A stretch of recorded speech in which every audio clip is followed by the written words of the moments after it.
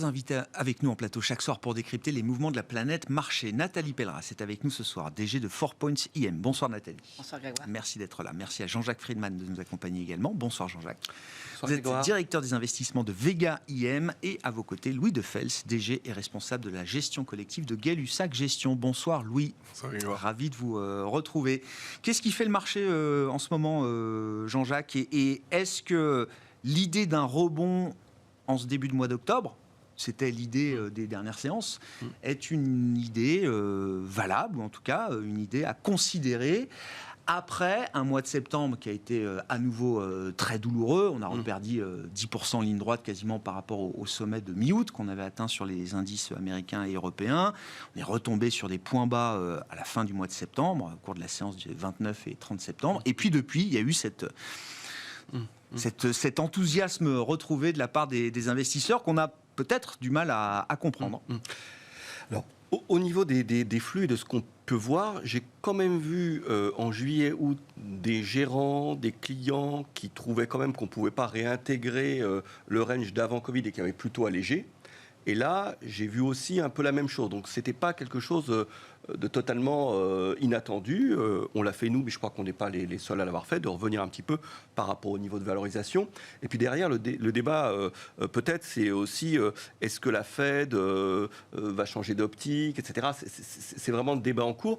Et je trouve que le débat, il est posé un peu curieusement, parce que l'inflation, c'est pas le but ultime en soi. Le but, c'est la stabilité des marchés, c'est d'arriver à ce que le financement des États puisse continuer à se faire. Et donc, s'il y a souvent ces réactions épidermiques, c'est que malgré tout ce qu'on dit, derrière le discours de la Fed, il y a toujours une forme de doute malgré tout sur la possibilité de le faire. Ouais.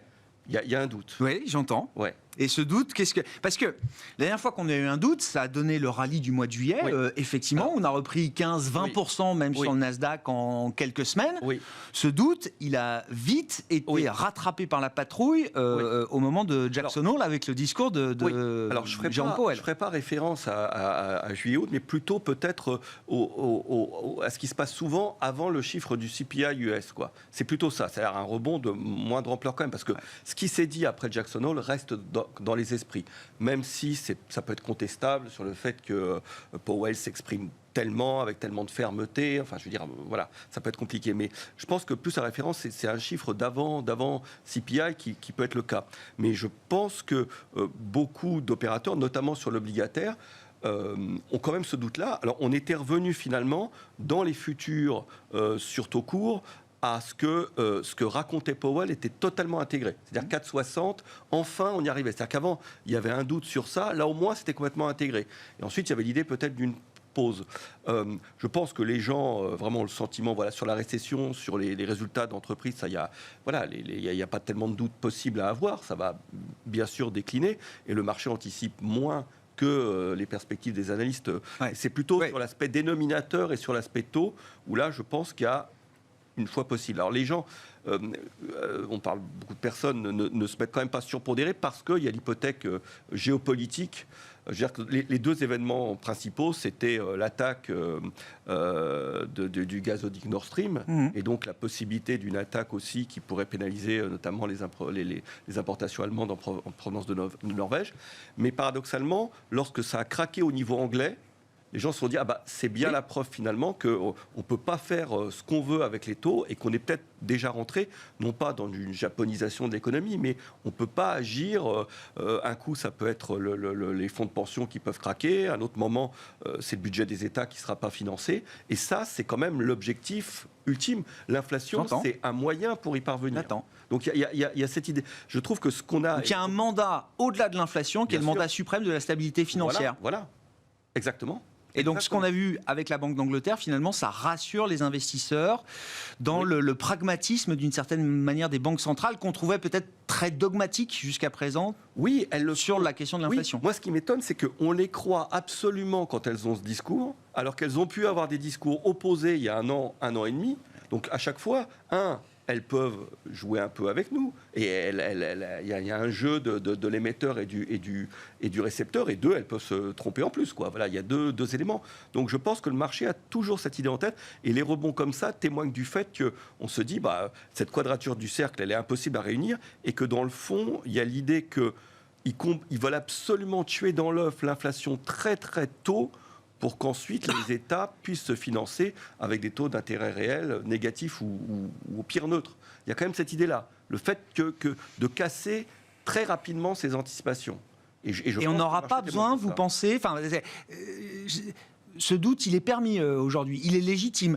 On ne sera pas obligé de passer par peut-être plusieurs mois, plusieurs trimestres de taux réels positifs, comme signalé par la Réserve fédérale américaine dans ses projections. On pourra peut-être revenir plus vite que ce qu'on imagine à des taux réels de long terme négatifs. Moi, ce dont je m'aperçois, c'est que les idées changent extrêmement rapidement. Je suis d'accord. C'est tout à fait possible, oui. Alors, mais dans le discours des banques centrales, et notamment de la Fed et de la BCE, il n'y a pas de place pour le doute à ce stade. Ce qu'il y a, c'est qu'aux États-Unis, il y a beaucoup moins de contraintes, etc. C'est-à-dire que quand ils le font, ça renforce le dollar. Il y a quelques impacts négatifs, mais il y a surtout un impact positif avec la hausse du prix du pétrole. Alors qu'en Angleterre, et même sur la Banque centrale européenne, c'est plus difficile. Vous voyez, par exemple, on avait l'idée que les chiffres d'inflation continueraient à être médiocres en Europe, notamment du fait de la faiblesse de l'euro, du fait de la crise énergétique, moins aux États-Unis, mais que si les États-Unis calmaient leur hausse des taux, en Europe, on ne monterait pas davantage les taux parce qu'on le fait juste par rapport à la parité euro-dollar. 6,3 pour le core CPI du mois d'août, oui. Plus 0,6% sur un mois. Oui.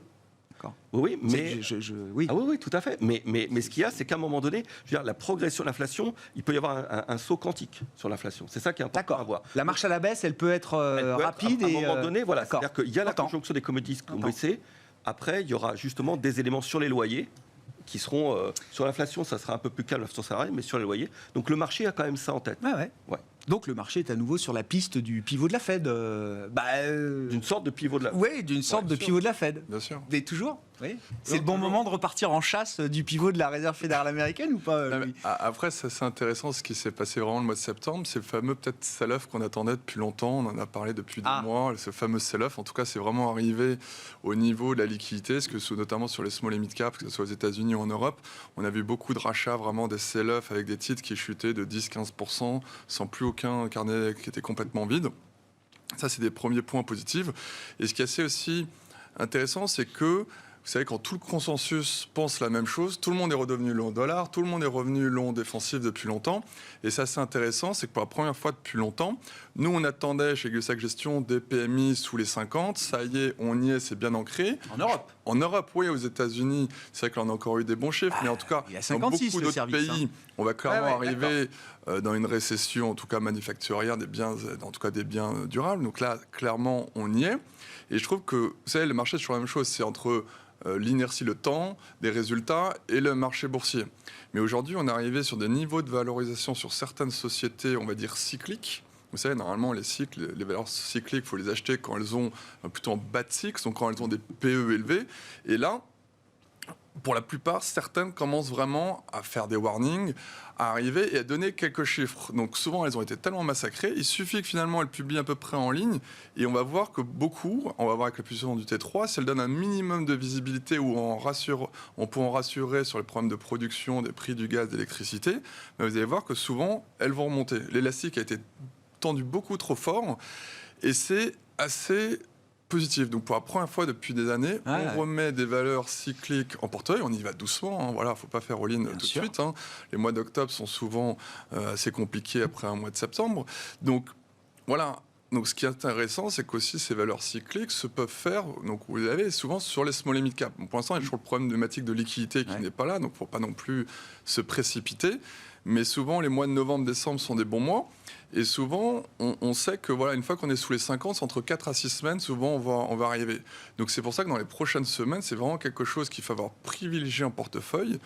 Peut-être prendre des profits sur toutes les valeurs qui sont surdétenues, les Total, les valeurs de la défense, qui ont très très bien joué leur rôle de défense, et commencer à être un peu plus contrariant.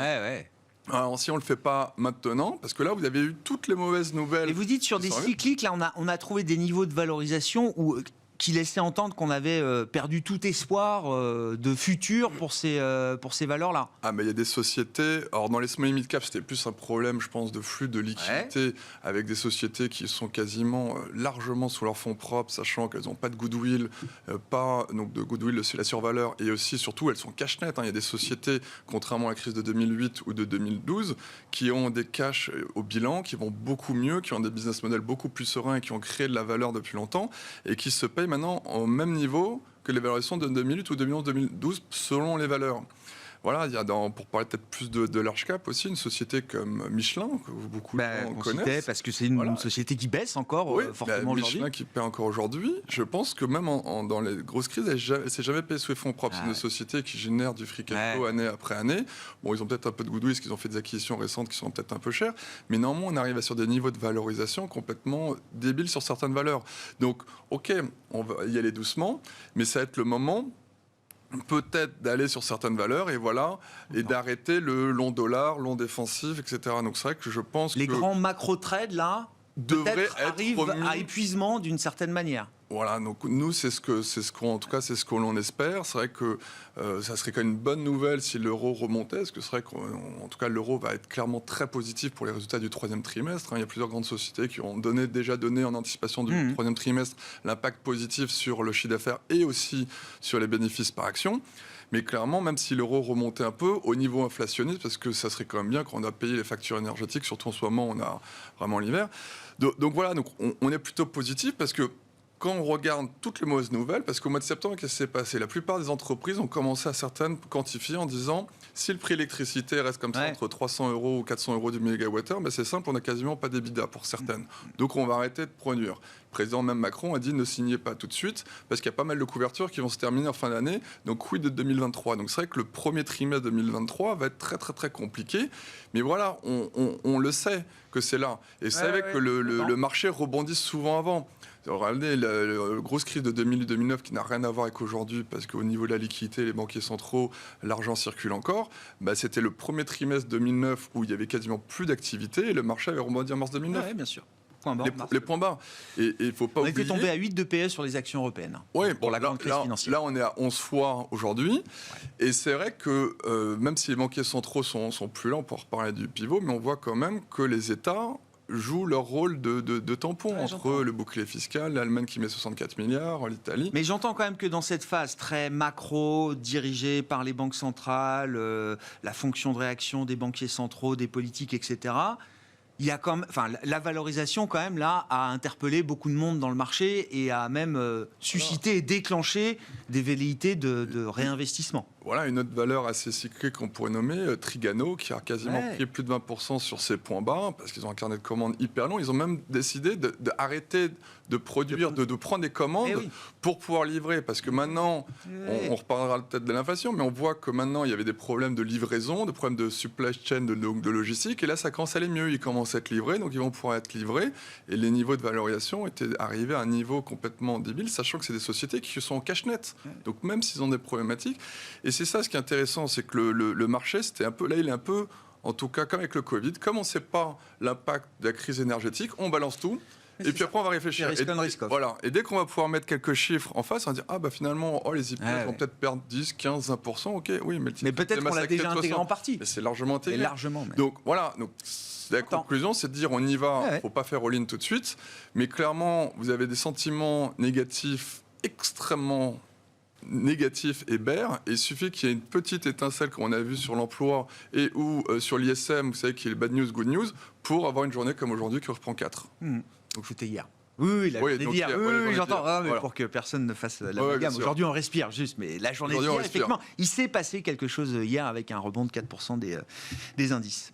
Nathalie, est-ce que vous partagez l'idée que c'est un bon moment peut-être pour reprendre du risque, ou en tout cas pour réfléchir à reprendre du risque, si on essaye de faire abstraction encore une fois de la partie macro qui reste très volatile, des décisions de banque centrale qui sont compliquées à anticiper toujours, il n'y a plus de forward guidance, etc. Ça reste vrai. Mais quand on regarde les marchés un peu froidement, cliniquement, est-ce qu'on a envie d'y revenir? Ce qu'on voit quand même, c'est qu'on peut, malgré tout, on ne peut pas regarder aujourd'hui les marchés, même les actions, même en tant que stock pickers, tout ce qu'on veut, sans prendre en compte la macro. Parce que c'est fini ce temps-là, c'est parce qu'il y a eu cette macro et qu'on a eu des banques centrales avec open bar pendant 15 ans, qu'on a pu avoir une telle inflation des actifs, qu'on a pu avoir tel contexte. Donc faire comme si le contexte macro n'existait pas, c'est vrai, il y a 20 ans, on pouvait faire ça. On pouvait analyser des boîtes et se dire, en fait, les small caps, c'est acyclique, c'est très bien quand la conjoncture internationale ne va pas bien, on s'en fout, elles sont immunes parce qu'elles sont sur leurs marchés locaux. la donne a totalement changé. Aujourd'hui, il n'y a pas une small cap qui soit sur sa niche régionale ou même de son pays. Elles ont toutes des dimensions internationales. Donc la conjoncture macro internationale, elle atteint tout le monde. Ça, c'est le premier élément. Donc on ne peut pas s'en extraire. Deuxièmement, je pense qu'il y a eu beaucoup d'enseignements. Moi, j'aime bien ces marchés, pas en termes de volatilité, mais en termes d'enseignement. Et on en sort tous, gérants, allocataires, sélectionneurs, avec une autre dimension dans notre approche. Prenez ce qui s'est passé au mois de juillet. Au mois de juillet, en fait, le marché a été en fait sur une hérésie totale qui était j'achète de la récession, j'achète une mauvaise nouvelle. J'achète une mauvaise nouvelle et donc j'achète le pivot. Et donc, en fait, tout était focalisé par rapport à ce fameux pivot de la Fed. Oui. Rien d'autre ne comptait. Et on a eu un rebond des marchés exactement comme on aurait pu avoir quand on a un alignement total des planètes, alors qu'en fait, il n'y avait aucune planète alignée positivement. Aucune. Donc, c'était ça qui était excessif, je trouve. Après la correction qu'on a eue en septembre, et moi, je pense que le discours de Powell a été un vrai déclencheur. Et c'était volontaire de sa part, et c'était bien fait, parce qu'il y a eu d'autres événements qui ont quand même aussi un peu joué. Hein. La surenchère de la Russie par rapport à l'Ukraine, il y a d'autres. Mais ce discours de taper fort et de dire notamment, en fait, il voulait calmer les marchés sur ses attentes. Parce que le problème de la volatilité des marchés, c'est qu'on anticipe le pivot, et si ce pivot il n'arrive pas, eh ben on est déçu. Et donc la volatilité qui est créée sur le marché, qui empêche les banques centrales et les gouvernements d'avoir des vraies politiques de fond qui vont porter leurs fruits, elle est liée à ça. Et donc le fait de marteler, de dire je veux de la récession, je veux du chômage, et en fait on agira tant qu'on n'aura pas ça, et ça ne s'obtient pas en 1 mois, 2 mois, 3 mois. Il dit ça après déjà 300 points de base de taux. Oui. Il dit pas ça au début du cycle. Il dit ça alors qu'ils sont déjà bien entrés dedans. Oui, mais alors qu'ils sont déjà bien trompés. Et c'est quoi le risque du mois d'octobre? Qu'on répète ce mirage du mois de juillet? Exactement. Si vous prenez en fait un peu alors on a eu 3 séances sur octobre, hein, donc et du technique. Déjà, quand on est dans des marchés très très baissiers, et on est dans des marchés, dans un bear market, avec des rebonds, il y a toujours de la vol et des phases de rebond. Donc les rebonds qu'on a eus dans le début de semaine, ils sont tout à fait logiques par rapport au marché qu'on est. Il faut prendre des pauses. Mais est-ce que ça veut dire que c'est la tendance qui s'est inversée? Non, on n'est pas en mars 2009. On n'est pas sur cette... On n'y est pas encore. On ne saura qu'après, de toute façon. Et puis c'est normal. C'est pas le 9 mars 2009 qu'on savait que c'était la fin du bear market. Si on pointe tout ce qui va mal ou tout ce qui a justifié cette baisse, qu'est-ce qui a changé ou qui a changé pour les 3 prochains mois? Sur le long terme, rien de positif. La seule bonne nouvelle, je trouve, elle est au niveau des attentes de résultats des entreprises, et pas celle de 2022, parce que 2022, on s'en fiche, c'est déjà hier. En fait, c'est 2023. Et on va regarder ce qui est attendu sur 2023, c'est que c'est un indicateur que j'aime bien regarder, parce qu'à la base, on achète sur les marchés une capacité des entreprises à dégager des bénéfices, et à dégager des bénéfices avec une rentabilité supérieure à celle des taux d'intérêt. Et quand on regarde les attentes de résultats sur 2023, eh bien, moi, ça fait au moins 10 ans que je n'ai pas vu ça. Le consensus, c'est à peu près 3%. Oui. D'habitude, c'est plus 10. Voilà. Ben, je sais, moi, j'ai connu que ça. Voilà. J'ai connu que ça, les plus 10 de début d'année. En fait, ça y est, l'analyse, tout ça, ont vraiment intégré, les entreprises aussi. Sauf que là, le risque, c'est que ça, on termine à moins 10. Oui, c'est ce que les gens pensent. Oui. Qu'on parte de 10 et qu'on termine à 0, qu'on parte de 0 et qu'on termine à moins 10. Non, parce que je pense que là, ce que les marchés jouent, c'est pas tant, encore une fois, c'est cette hausse de BPA ou la pente, c'est le dénominateur, c'est à quel niveau vont être les taux, et donc quel va être le multiple que je vais pouvoir appliquer. Et c'est là-dessus, en fait, qui crée cette volatilité, parce que vous avez entièrement raison. Quand vous regardez les valos, notamment en Europe, on est au tapis. Mais si vous écoutez des gérants small cap, vous leur posez la question déjà au mois de mars, ils disaient il y a des opportunités. Non mais et des gérants high yield aussi, mais parce qu'ils avaient sur le fond ils avaient raison.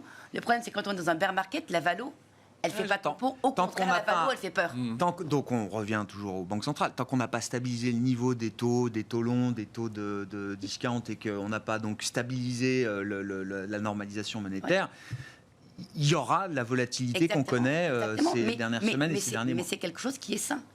Oui, bien sûr, c'est un marché vivant pour le coup. Un marché vivant, et il faudra, à mon avis, plus que 1 ou 2 signaux pour qu'on puisse réellement se dire la Je reviens sur votre point de banque centrale, parce que le cas britannique est intéressant. J'ai lu beaucoup de commentaires, même de gérants ou d'investisseurs. Ah, la Banque d'Angleterre refait du QI.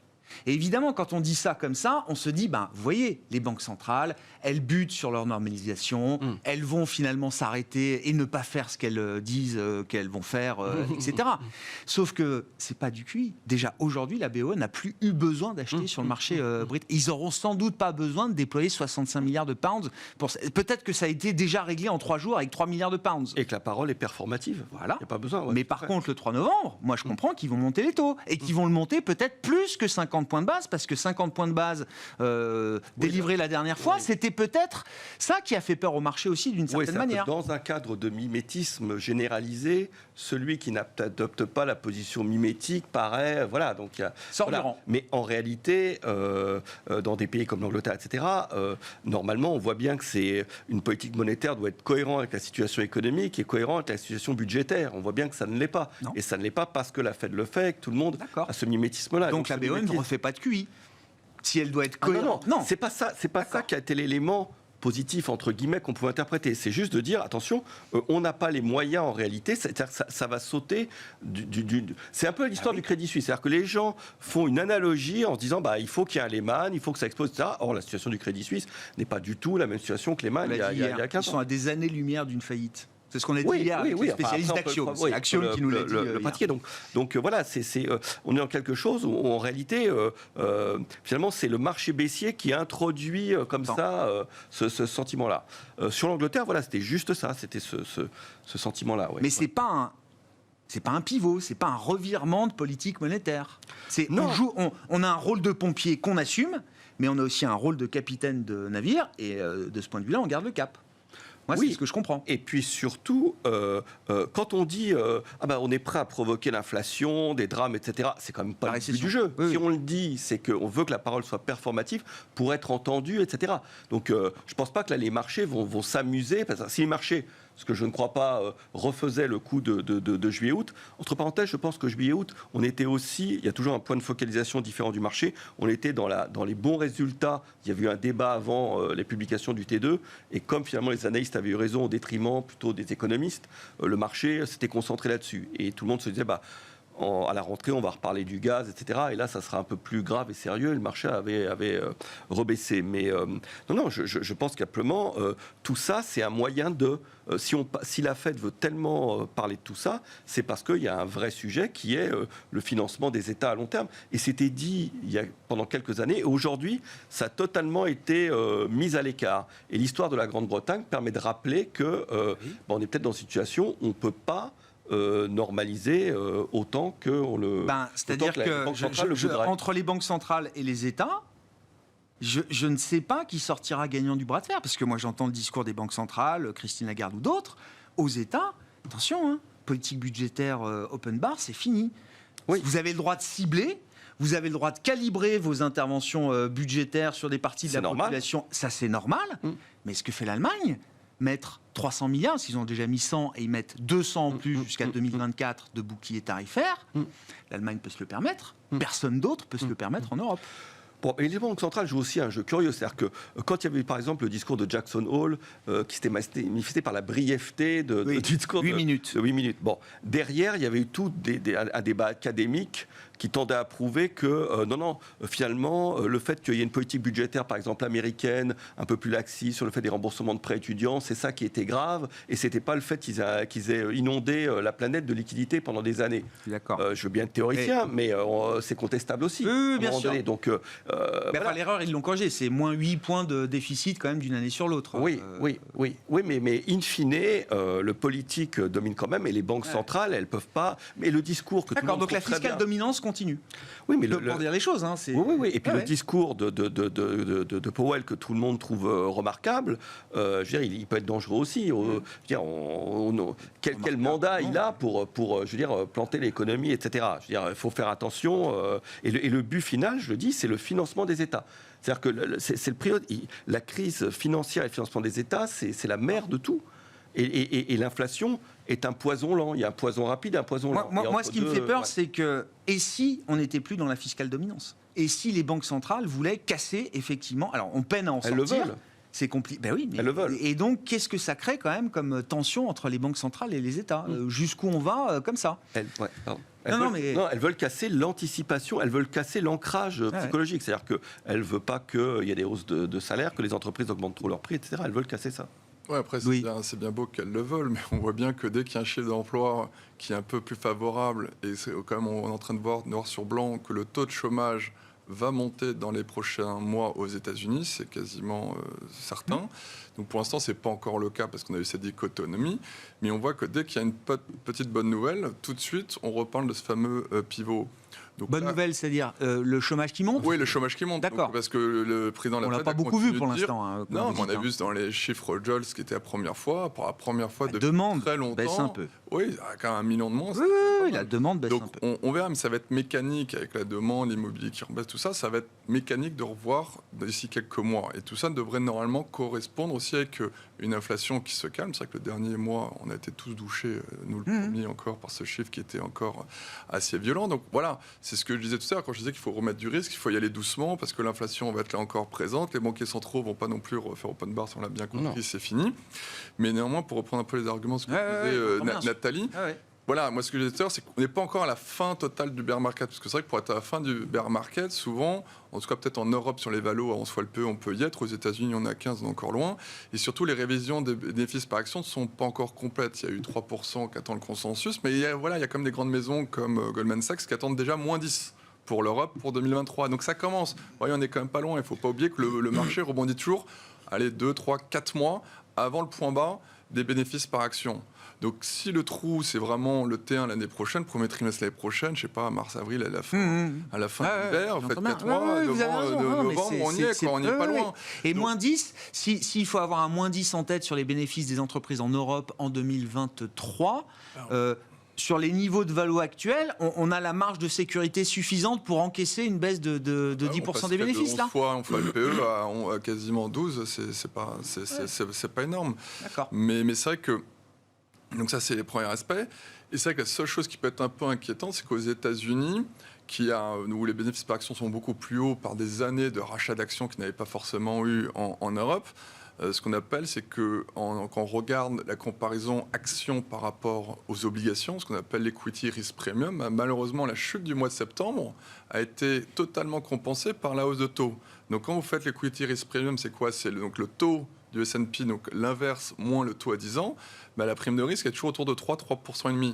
Ce qui n'est absolument pas assez suffisante pour dire, tiens, ça y est, on y va à fond sur les US. On gagne plus sur du 2 ans américain aujourd'hui, en termes de rendement. Clairement, et c'est pour ça que on y va, et en fait, c'est plus quand je dis qu'on remet du risque, et c'est là où c'est très compliqué, parce que le problème, c'est que pendant le QE, pendant des années, les gens ont emprunté de l'argent gratuitement, ils sont allés acheter du Nestlé, du LVMH, des valeurs qui donnaient des fameux rendements, et c'est ça ce qui avait augmenté les PE.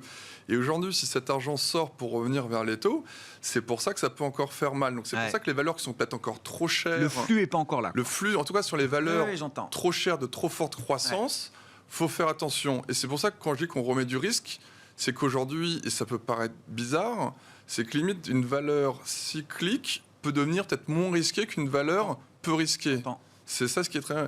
Et vous savez que nous, au sein de chez Gay-Lussac Gestion, on travaille beaucoup en analyse de risque, en vol et en bêta.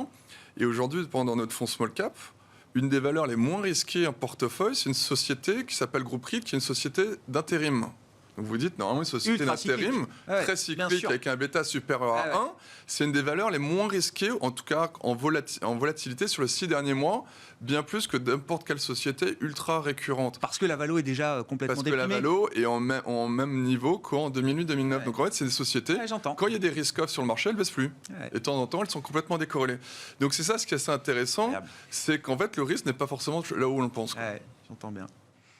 Oui, on avait la même discussion sur les obligations sans risque souveraines qui ont prouvé quasi terme de cette année 2022 que parfois elles portent plus de risques sur 9 mois que certains marchés actions, par exemple. En matière de stratégie d'investissement, donc je comprends qu'il faut rester prudent de ce point de vue-là. Bon, je ne veux pas qu'on discute de tactique, mais il y a toujours de la prudence à avoir à ce stade. Oui, je pense que de la prudence, mais globalement... dès qu'on n'a pas de visibilité, il faut avoir de la prudence. Donc on peut imaginer que là, on approche le bout du tunnel sur le côté j'y vois rien par rapport à demain. On en est plus près que. Voilà. Non, mais parce qu'en tout cas, ça a été massivement intégré. Et c'est ça, en fait, le gros changement de septembre, c'est que quelque part, le marché a enfin, ce qui est plutôt positif, intégré l'impact que pourrait avoir. Parce que jusqu'à présent, en fait, il ne regardait pas l'impact, il regardait le changement de nouvelles. Mais il n'intégrait pas l'impact réel. Parce que tout ça a forcément un impact sur les résultats. Et pour revenir 2 secondes, parce que ça compte par rapport à la stratégie sur les banques centrales. Là où les banques centrales, peut-être, n'ont pas encore ajusté suffisamment leur feuille de route. Il ne faut pas oublier que les banques centrales sont quand même bien conseillées. Et nous, on est des petites gens par rapport à ce que les banques centrales peuvent voir et les outils qu'elles peuvent avoir.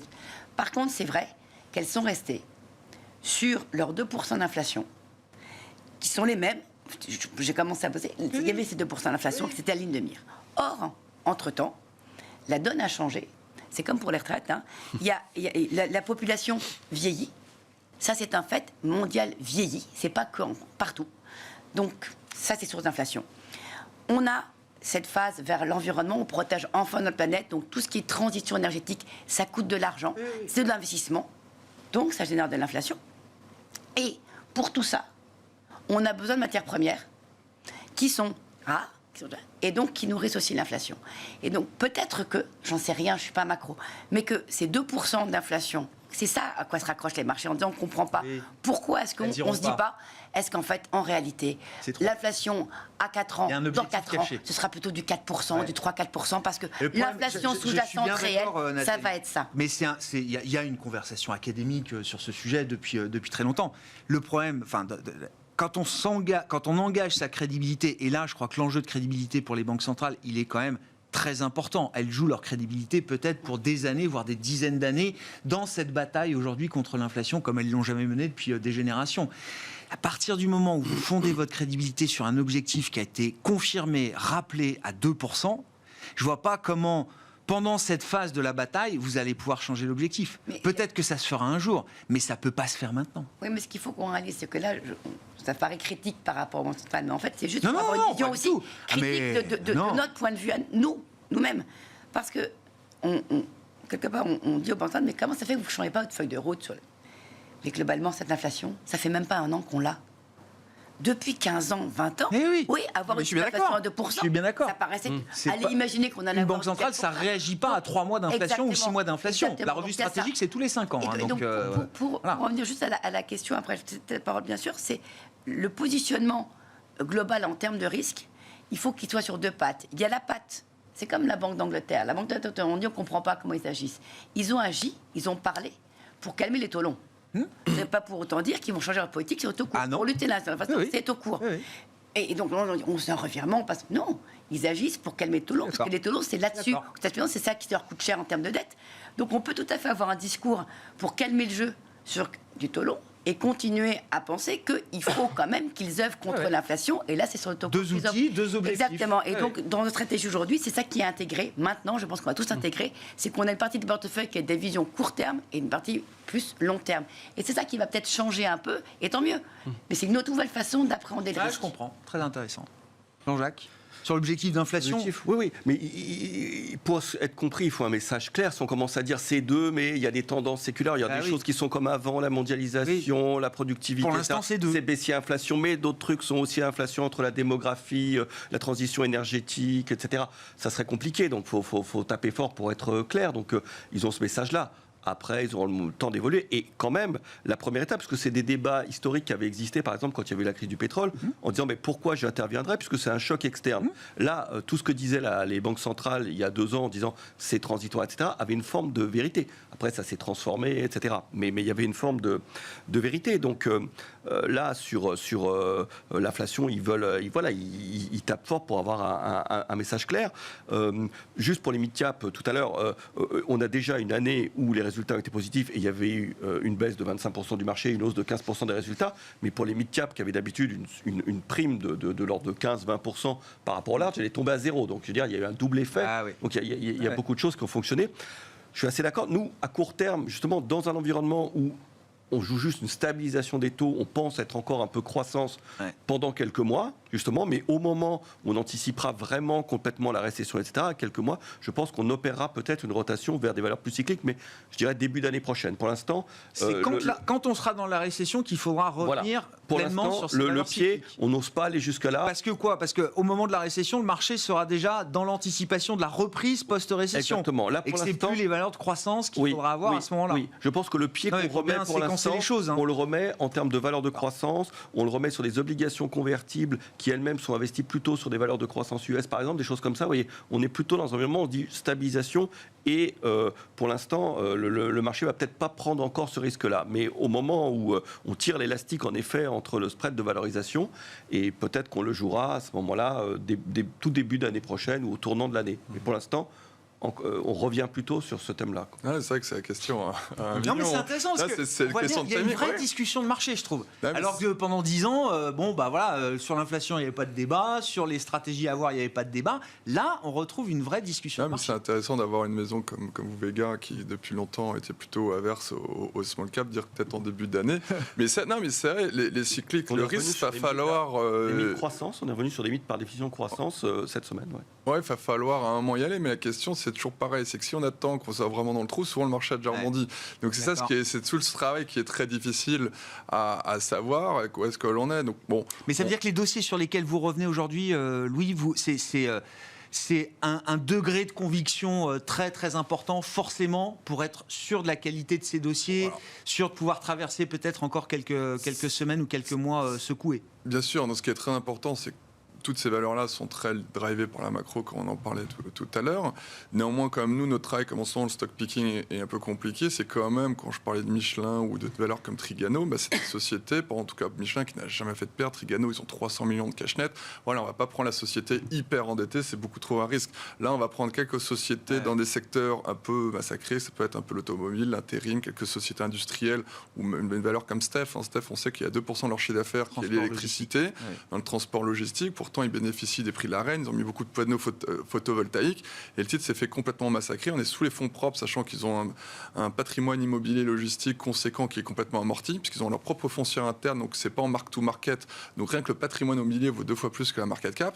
Et aujourd'hui, c'est massacré parce qu'il y a juste eu le titre, ça va être impacté par l'électricité, et comme c'est lié très conso. Mais bon, voilà. Donc c'est des choses comme ça, et je sais qu'à chaque fois que ces niveaux de valorisation sont arrivés. La dernière fois, c'était 2008-2012. Et à chaque fois, ces valeurs-là, on rebondit. Ce n'est pas des 10, 20, 30%. C'est de temps en temps beaucoup, beaucoup plus. Aujourd'hui, voilà, il y a des niveaux de société, c'est juste un peu débile. Donc c'est intéressant parce que c'est le rebond du mois de juillet. Si j'ai bien en tête, il était mené en grande partie par des valeurs de croissance. Il y avait le phénomène de baisse de taux, on croyait au pivot, etc. Et là, c'est le luxe, Hermès, etc. qui sont repartis, qui ont fait 2 fois mieux que le marché. Encore hier, le LVMH et Hermès ont encore fait 2 fois mieux. Non, mais ça veut dire qu'il y a encore des biais qui sont là, quoi. Ça va prendre énormément de temps. C'est pour ça que les biais, ça prend énormément de temps. Il y a eu énormément de flux vers ces valeurs-là où vous pouvez emprunter. Et moi, je ne dis pas que les valeurs de croissance, on a quelques-unes encore en portefeuille, mais elles ne vont plus surperformer comme pendant toutes les années Banque Centrale. Quand vous avez eu un peu la crise 2000-2002, c'est pas les valeurs techno qui sont remontées en 2002-2007, c'était plutôt les valeurs cycliques small cap. Rappelez-vous que les small cap, ça fait 5 ans qu'elles sous-performent. Voilà. Et donc là, l'ère 23, je sais pas combien, parce que pour la première fois depuis que l'inflation, on va revenir sur des vrais cycles économiques qu'on n'a pas eu depuis 15 ans, cassés par les banquiers centraux. Donc là, si on repart en vrai cycle économique classique, post-récession, il faut des small caps et des cycliques. Nathalie, pour conclure, non. Non, mais je pense que la conclusion vous non, je vais conclure sur un point qui a été soulevé, qui est intéressant. Je pense que tous les gérants stock pickers, c'est important, qu'il y ait des billets value, small cap ou autres, ils ont tiré profit de ce qu'ils ont appris en 2018. Parce que 2018, on ne se souvient pas, mais ça a duré pas, mais la small cap, tout ce qui était cyclique. Oui. Et en 2020.